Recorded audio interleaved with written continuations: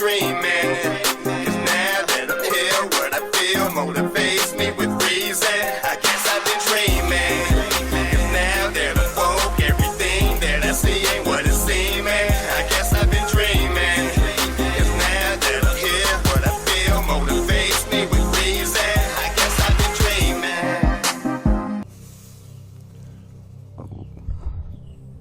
Get that thing straight. Oh, alright. We should be good. Peace and love to all the guys and goddesses in the high vibrate species on the planet. How we living out there, good people? What's going on? Come on in. Welcome back to the channels and stuff. Yeah. Everybody good? Everybody good? Academates, I see you. Academates, I see you. Peace and love. You know what I'm saying? Y'all come on in, man. Come on in. Have a seat. Have a seat. Have a seat. We are about to get part 2 kicking off. You know what I'm talking about? We are still with the with this Apotheosis part 2. You know what I mean? We got 24 in the tank. So it shouldn't take too long, and we already know what we're dealing with. You know what I'm saying? If you catching this vid and you haven't seen part 1, you know what I'm saying, slide to part 1 and then slide back over to part 2. You know what I'm saying? Come join us back over here with part 2. You know what I'm saying? It is a 3-part series. So yeah, we in here. Shadow Law. Come on in. You know where your place is. Get there quickly, ASAP. Shut it. We ain't trying to hit. We ain't trying to hit. You know what I'm saying?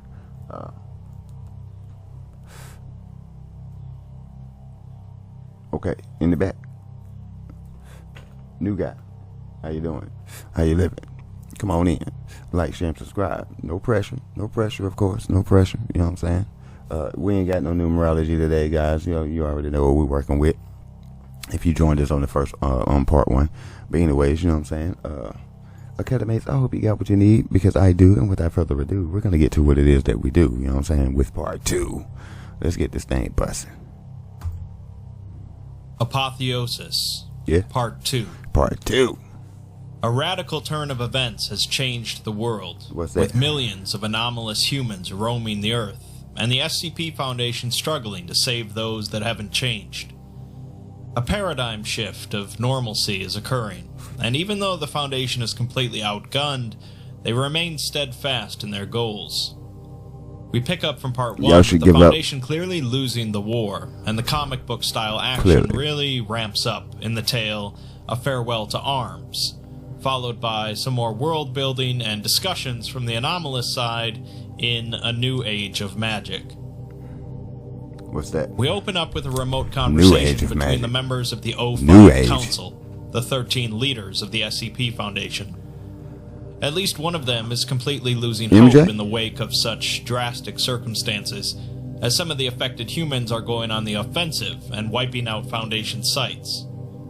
During the call, they are notified that they just lost 2 more mobile task forces, one of which was wiped out somehow by an anomalous living mountain range, and the other defected from the Foundation rather than fighting the mutants. O5-2 says that they need to divert all of their resources to focus on containing or neutralizing humans affected by SCP-3396. O5-3 replies that it doesn't really feel like the SCP Foundation to be putting most of humanity into camps and labs, but 2 retorts that it's still just containment of anomalies, and nothing has changed except for the scale and the budget. There won't be a humanity left if they don't manage to do this properly. The Council puts it to a vote, of which a handful vote in favor, 3 of them vote against, and the rest abstain, putting the Foundation firmly at war against the mutants. I would say this. Just leave us the hell alone. Like you should have did. O5-2 disconnects from the call afterwards, situated in one of 13 bunkers located in highly secretive places around, inside, or near the planet. These bunkers are filled with the most advanced technology on the planet, and O5-2 specifically is a massive structure surrounding a single central room located a kilometer beneath the desert. This bunker would normally be impervious to any earthquake, hurricane, or even asteroid that tried to harm it, but currently it had a huge hole in it, thanks to some enterprising mutants. The bunker surrounding O5-2's room is a labyrinth that utilizes anomalous machinery to bend space, meaning that if someone doesn't know the exact correct path to the center, you could walk for 100 kilometers inside of the bunker and never get close. Miles of these corridors were currently destroyed, with turrets sitting as smoking wrecks, and a number of humanoid bodies lay torn apart. One indistinct melted red corpse has its fist embedded in the broken remains of a Scranton reality disruptor, the air around it sputtering and rippling. A broken laser grid defense system quietly whirs with sparks dripping off of it, and a motionless body made of sparkling crystal lay in pieces in front of it, covered in scorch marks. Further into the bunker, whole walls are torn apart and corroded. That would be a crystal body. We've heard of them, right? Crystal bodies? Yeah, see? I'm trying to tell y'all. I'm trying to tell you. Don't say nobody didn't tell you.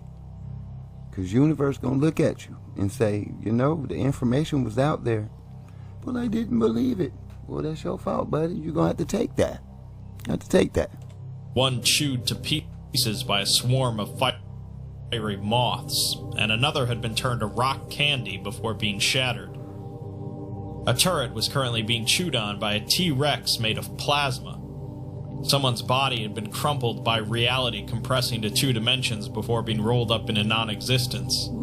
A missile the size of a person was hovering in the air, encased in bone, and a defense drone had been melted into a puddle of cheese.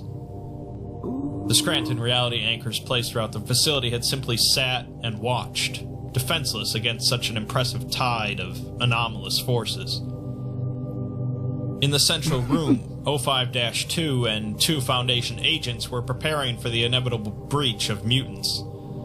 They were each inside of a highly advanced suit of armor that made them effectively anomalous themselves, with an AI to assist with combat maneuvers. Their only problem was that there were really only 2 of them to fight. The suits were highly experimental, and they were still powering up. As the attacking mutants explosively breach the wall of the central chamber, one of the agents, Palinez, puts up a force field to block a massive blast of fire from a mutant's hand. A mutant with 2 arms that are holding 2 more arms made of brass is leading the charge of about 25 total mutants. The agents don't back down, however, and Agent Figueroa knocks the first wave back with a pulse of energy before so vigorously. a gray-skinned, 2-headed man in the chest with a laser. Another mutant extends their veins and arteries out of their body, now ending in sharp points, and begins trying to pry into Figueroa's suit, while another blasts her with magma.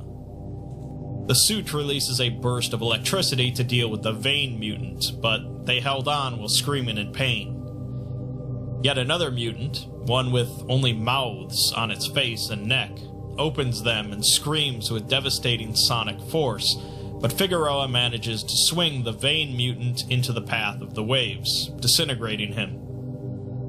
1 down, 24 to go. Meanwhile, Agent Palinez had just barely managed to escape from another plasma dinosaur, call him Banshee, huh? eliminating it with a magnetic field generator. But an older mutant had affixed both of Palinez's feet to the floor with an ultra-strong adhesive. The same mutant was now working to dissolve the suit of armor using acid, while 2 other mutants restrained him. Palinez diverted some extra power to his right leg to dislodge it, taking some floor with it, and then proceeded to cut the older mutant in half with an energy blade, but the acid was doing its work. A mutant in the back named Rita had been waiting for her opportunity, and now it was here. She extended a single hair from her arm, which rapidly grew in length, and stretched across the room towards Palinez, who desperately tried to blast it away.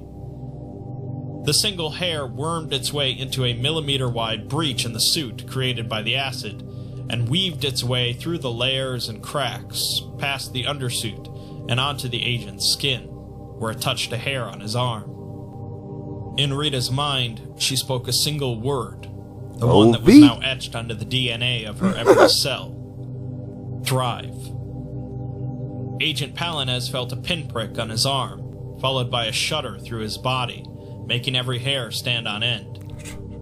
Then, the hairs began to grow quickly, some doubling back into his skin, creating more and more hair, filling the suit. The pressure began to crush him, and the hair suffocated him. To quote the tale, a bad hair day indeed. Wow. As Agent Palinez is asphyxiated and his heart stops, the suit executes a final command, self-destruct.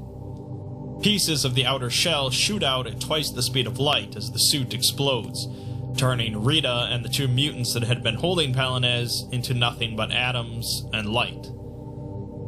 It's not looking great for the Foundation's team here, as that still leaves plenty of mutants left to fight one agent and an overseer. The energy only dissipates. The mutant that had been holding two arms steps up, and we learn that this is actually a former SCP, numbered 3589.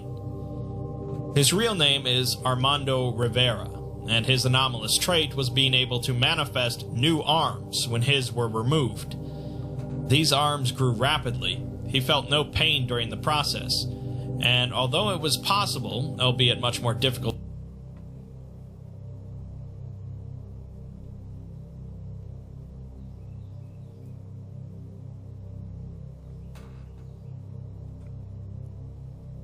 and there it is. See? In plain sight. They've been telling y'all. They have been telling y'all. We've been reading the comics. You know what I mean? Well, not everybody, but you know. The movies.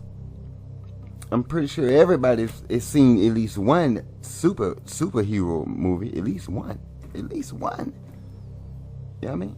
And that's all you need. Hidden in plain sight, man. Right here. So we got to get an overview of this. You know what I'm saying? Where the planes be at. You know? You feel me?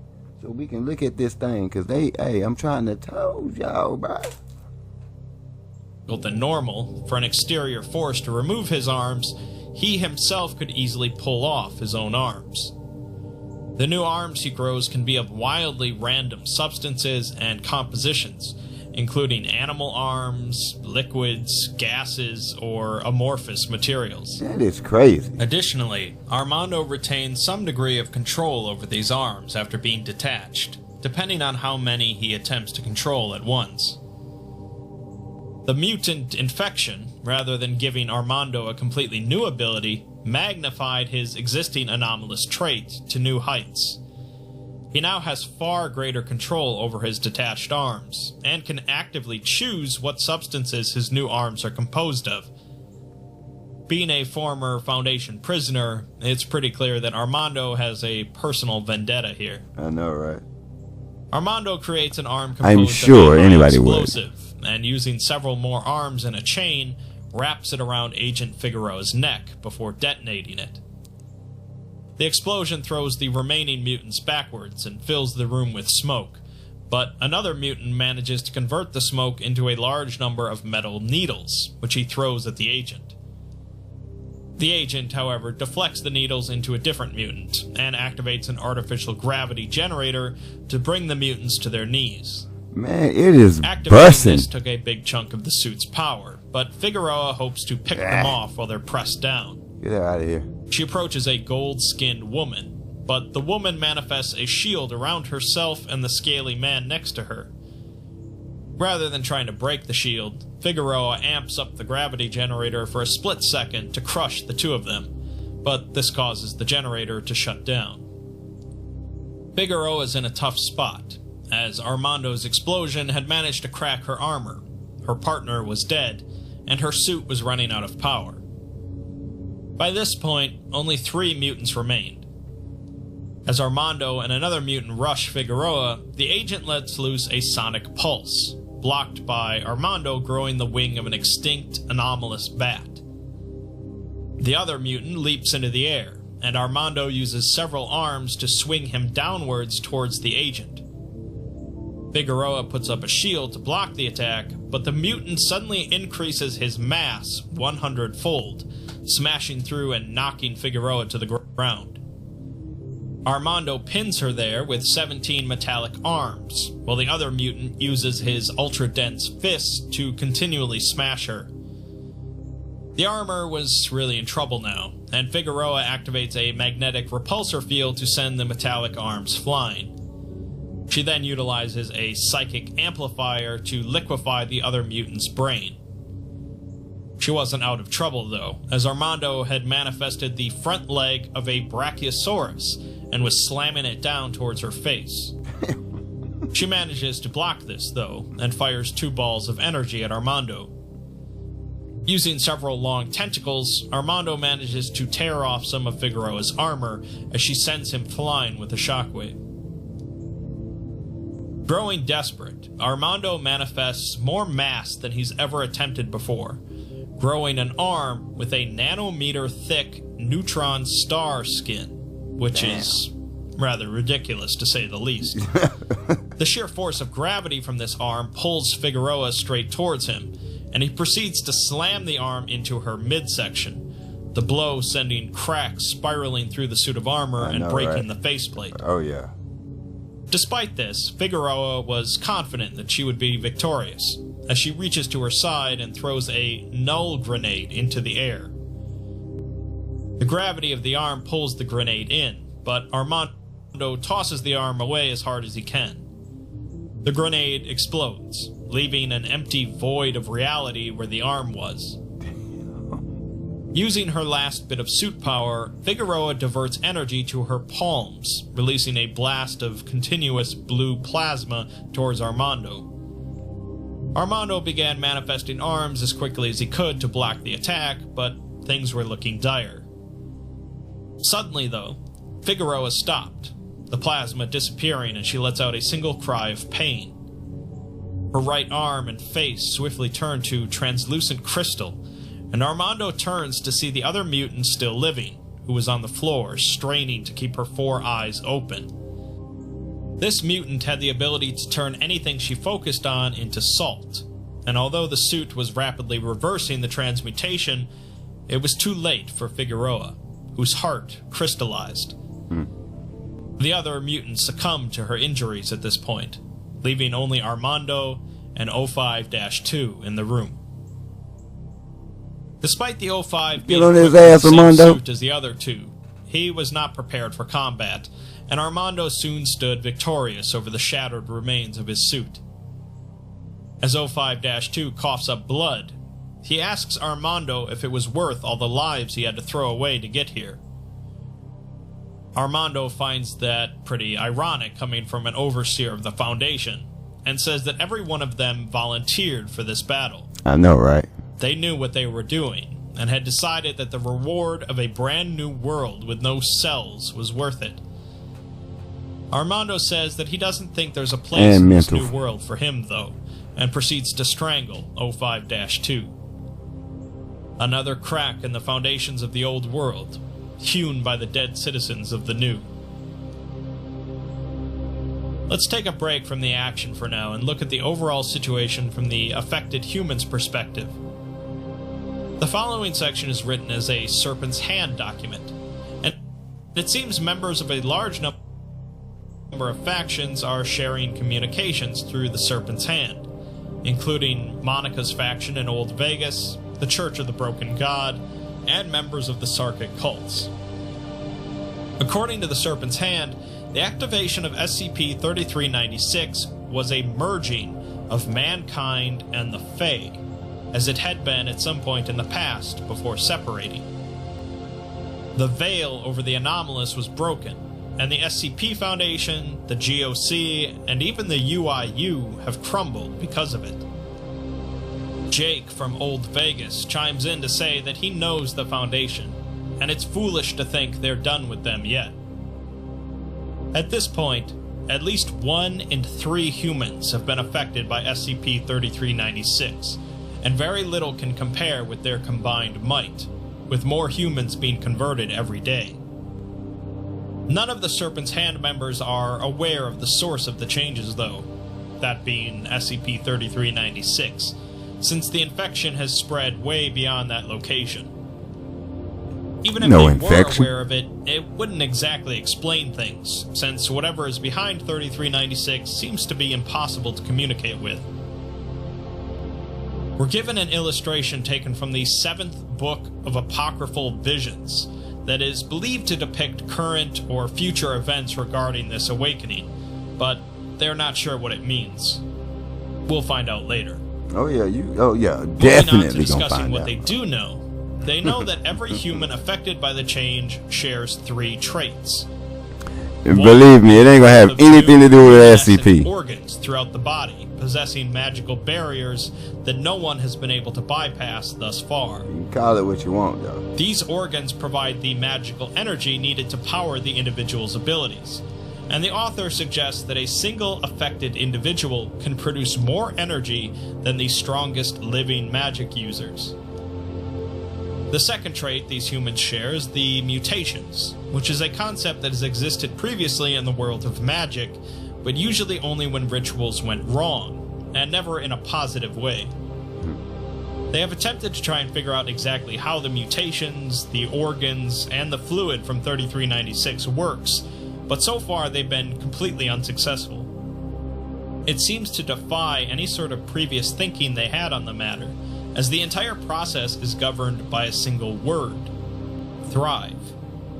Somehow this command generates its own magical domain and source of magic in a way that defies fundamental magiphysics.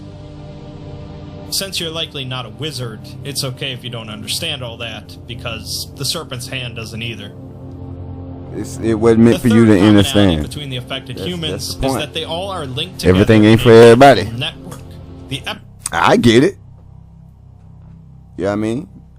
But it's not for everybody, and that's the point. You know what I'm saying? When it's like, this is metaphysics, man, and beyond. Like quantum physics, metaphysics, same thing, and beyond. And beyond. You feel me? So, and if it's beyond, then that's definitely going to be on your reach. It's going to be on your comprehension. It's going to be beyond everything. You know what I'm saying? You're not going to be able to fathom how these things work. It's not for you. You know what I'm saying? It's for the gods and the goddesses and other species that's on certain vibrations that's able to understand it. Come on now. Don't be so dense, y'all. Well, not y'all, but you know, these.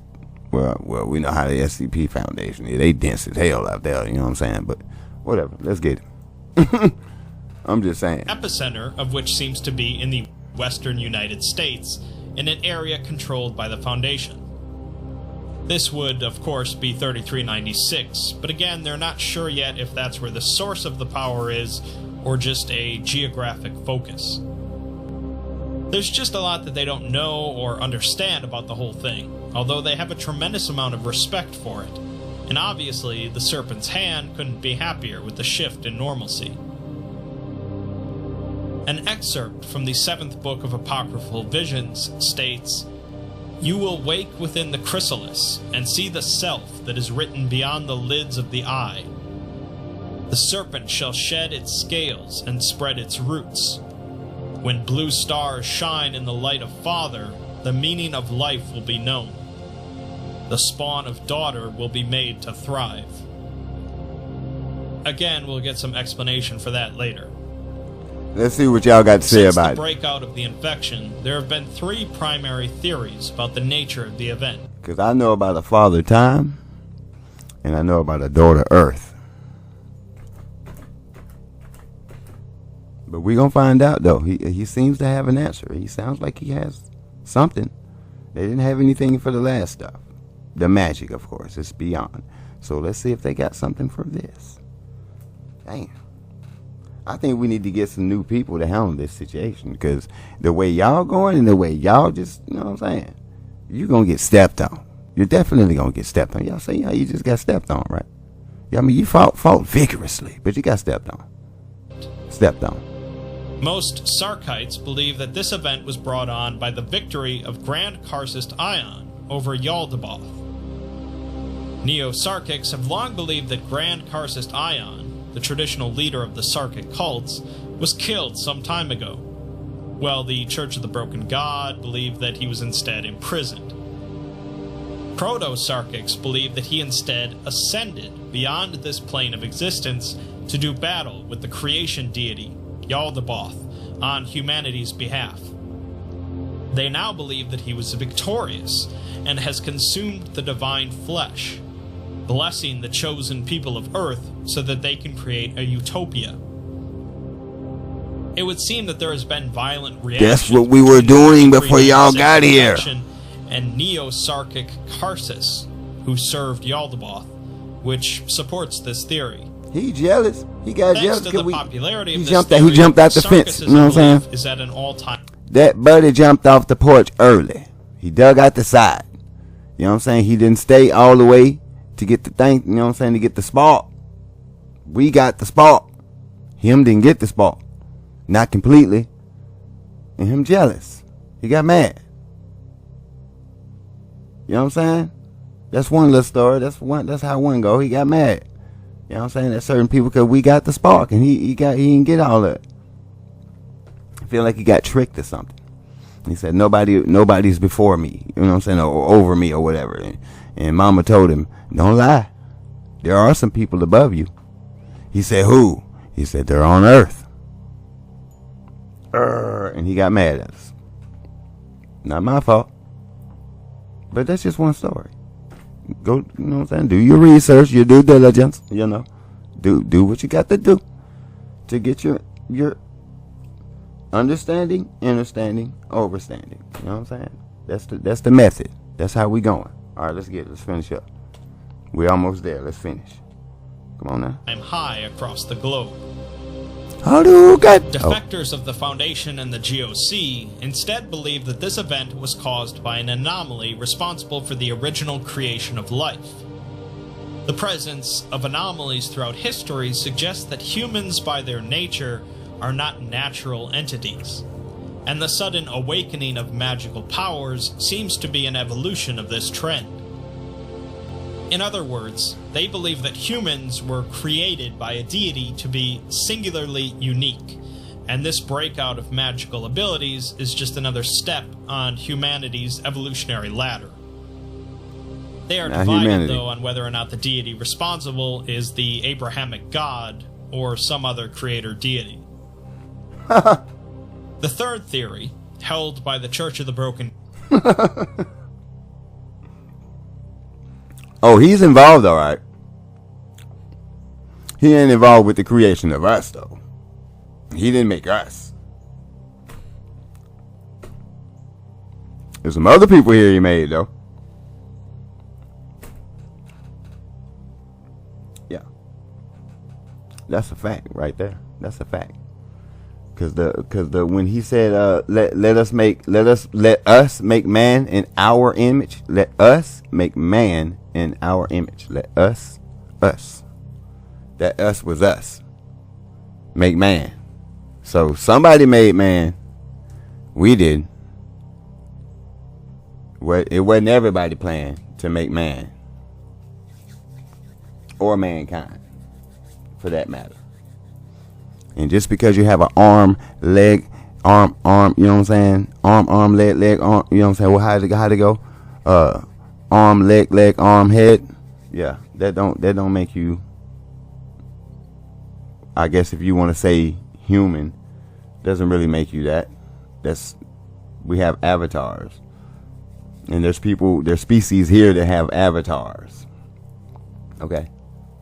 I'm just, I know I said let's finish up, but I'm just saying, it's like they just, as we get to the end of it, it's like, damn, bro, you just keep coming, huh? It's like we have avatars. And certain things are shape shift and just bending light. So you see a humanoid. So that's basically what it is. Humanoid. Not really human. Humanoid. You know what I'm saying? You got zebrafish and all these other deep parts of DNA within yourself, and you're like a whole animal, but you're walking around in a human looking body, but technically you're an animal. It's like a lyran from up there, you know what I'm saying? Conscience gets into this body. Now he gets to use this body and walk around in this body as human. But really a lyran though, a thundercat or something. You know what I'm saying? But really that on a whole nother planet. You know what I'm saying? It's stuff like that that's taking place here on the planet right now. God and some older members of the Serpent's Hand. But buddy, yeah, he got something to do with this. Even though the abilities gained by the mutations are incredible, but it's not how. But it's not how the book says it. Force. This shift in normalcy has undoubtedly led to a massive spike in global instability, and it's possible that whatever force is responsible for this may be interested in conquering or enslaving humanity in this time of disharmony. Who or what this entity is, though, is impossible to say, with the Broken Church suggesting that it's Yaldabaoth, but Sarkites insist that Yaldabaoth would choose the color red for mutations, not blue. Robert Bumaro, the head of the Church of the Broken God, writes that he doesn't believe it to be Yaldabaoth nor Grand Karcist Ion. All he knows is that it isn't the work of Mechane, the Broken God, and the spread of magic across the world terrifies him. Another individual expresses complete disdain for whoever or whatever mutated them, because they are an ugly mess now and they can't eat or sleep anymore. A member of the Serpent's Hand responds, telling them that even though it's hard, they'll come to see that their true self is a beautiful thing, and this is merely a trial before paradise. A former Foundation site director, who was an expert on ancient thaumaturgy, chimes in, saying that she studied the Garden of the Second Sun and reverse-engineered rituals of the ancient Devas. She says that magic has infinite manifestations, sources, and rules, none of which universally apply, except for one. Everything has a cost. Humanity is currently ascending thanks to magic, perhaps all the way to godhood. She wonders what price will be asked of us for this, and what will happen when they can't afford to pay it. With that, we'll leave off part 2 of the Apotheosis story. The scales have definitely tipped towards the new humanity, and life on Earth has fundamentally changed. The final part of the story will reveal the insights we've been looking for, and find out exactly in which direction humanity is heading. We'll also catch back up with Monica, who continues to evolve. Will the Foundation ultimately prevail and restore Earth to normal? Or will humanity become an unrecognizable form, alien to its prior mundane existence? There's only one way to find out. Boy, I mean, I love the way he said it. You know what I'm saying? I just love that part. Academy, man, check this out, man. Check it. I don't know what they own other than manipulation and just trying to give y'all a false sense of hope. You know what I'm saying? But I'm gonna say it like this: if you don't lay down your weapons, we gon' step on you. This shit is I'm sorry, excuse me. This planet belongs to us. It's ours. You came here, you tried to take it. It's ours. Okay? Organic to the planet and the solar system. We don't even know where you came from. Where the hell you come from? The planet originally to the agreeable reptilians. If we wanna be real, the planet belongs to them. And now y'all got this. Y'all gonna sell it with an SCP, giving people this mutation, spreading this infection. That's what you want it to be. That's the way y'all gonna try to sell this. No. I'm here to tell y'all people, don't let them tell you a lie. It ain't got nothing to do with any SCPs. They're going to label us, call us what you want. Call us what you want. But this ain't got nothing to do with us in the sense of purposely made you just to whatever, man. We didn't do that. That was on somebody else for a whole nother purpose. See what I'm saying? And then it spilled out on us. Like to be real, you never would have been successful had you not had help from our own people. Think about that. Like if you landed on a planet full of supermen, a whole bunch of Clark Kent supermen, you know what I'm saying? A planet full of them though, where there's millions of them, and you ain't got one superpower that save your life. You really think you're gonna conquer these people? No, you had help. Okay, so I just don't like the fact that I just get that feeling that they're gonna try to sell the golden age and who we really are as some type of freaking infection, and that's gonna be a extra hell no. It's the spark, baby, the black goo, baby, that black dot, baby. That's what y'all been looking for, and when you've been trying to get it, you'll never get it because it's not something that you can just take like that. It came from the universe. That's the triple blackness of space, man. Come on, that's straight chaos energy, and you want to contain us and control it, and we ain't going for that. Not for that. We're going back to where we supposed to be going. The planet's definitely about to evolve. It's ascension time. And that's not saying that it's all doom and gloom for everybody else on the planet. No, I'm not even saying that. I'm just saying that you shouldn't have lied and you should have told everybody the truth. All this, you know what I'm saying? That's why it's hard for y'all to do your work now, because certain things the certain moves you got to make, it's hypothetically right here, certain moves you got to make, you can't without exposing yourself. How long do y'all think amnestics gonna work? How long do you think y'all gonna really be able to pull that off? You feel me? I'm just saying, because it seems crazy to me. So I'm just letting y'all know right here, this is a real thing. This is coming soon. You would definitely see it. We've been seeing it already, but they've just been trying to say that it ain't been real. It's been floating all over YouTube. It's been floating all over TikTok. Certain people been doing certain things, and is this real? You know what I'm saying? Like, come on, bro, you know it is. But they don't want you to believe that people out here doing it. Oh yeah, we getting it busting. You know what I mean? And that's like I said in the last video. That's why they trying to do super soldiers. As you see, they were in armor and, you know what I'm saying, robotics and technology and and we out here just rocking, just straight and organic with it. But you want to call it an infection. Get real. Get real. Get real. Academics, man, y'all keep y'all head on that swivel out there. Y'all know what I mean? Watch out for us metahumans. But just like I said, leave people alone. Just don't bother nobody. You know what I'm saying? The same thing. It's the same thing as today. Just don't bother.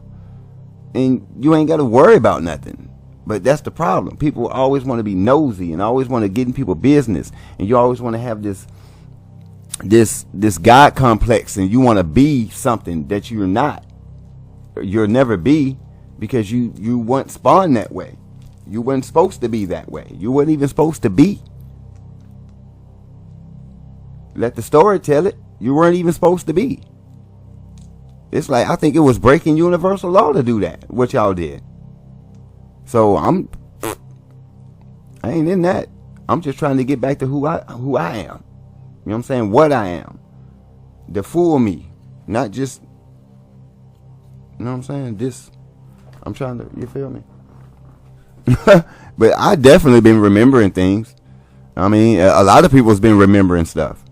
So I ain't the only one. You know what I'm saying? You can forsake us if you want to. It ain't got nothing to do with it. We still gonna be the gods, baby. That's a creator God, not the God, the ultimate, you know what I'm saying, great mother, the universe, the creator of all, universal prime creator. Not her, but a creator God. That's generator, operator, and destroyer.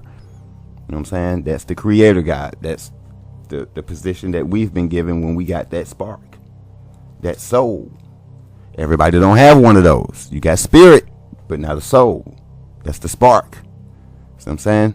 But you will learn. Do your due diligence, though. You know what I'm saying? Head on the swivel. Keep yourself, you know what I'm saying, spiritually, mentally, physically, and definitely emotionally protected, because this is a situation that it will get the emotions upward, but we don't want it to go left.